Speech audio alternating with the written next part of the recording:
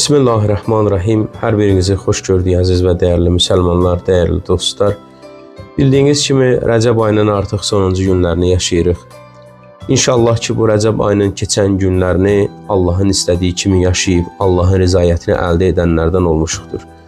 Dəyərli dostlar, Rəcəb ayının sonuncu günləri ilə əlaqədar Əhl-i Beyt əleyhissalamın bir çox tövsiyələri var. Və bu sonuncu gününlə əlaqədar Rəcəb ayının son günlərində oruç tutmağı çox tövsiyə edirlər. Həzrəti İmam Cəfər Sadiq əleyhissalam bu barədə buyurur ki, hər kim Rəcəb ayının son günlərində bir gün oruç tutarsa, Allah təbarək və Teala onu dünyadan asan bir şəkildə köçürər, ölümü onun üçün asan edər.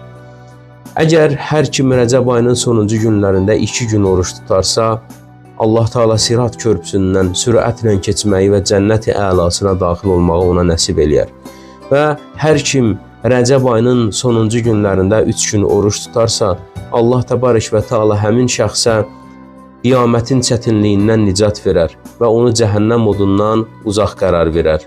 Dəyərli dostlar, bununla yanaşı isə Rəcəb ayının son günlərində çox diqqət olunması lazım olan məsələlərdən biri də çoxlu tövbə etməkdir və Şaban ayına, digər müqəddəs aylardan biri olan Şaban ayına tövbə ilə və bağışlanmış bir şəkildə daxil olmaq həqiqətən insan üçün çox böyük bir üstünlük olar.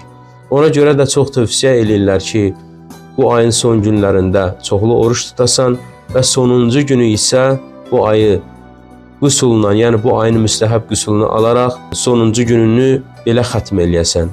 Allahdan arzum budur ki, inşallah Allah bizləri bu Rəcəb ayının əhlindən qərar versin.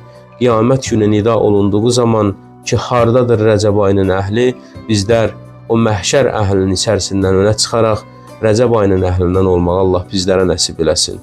Vəsselamu aleykum və rəhmətullah və bərəkatuhu.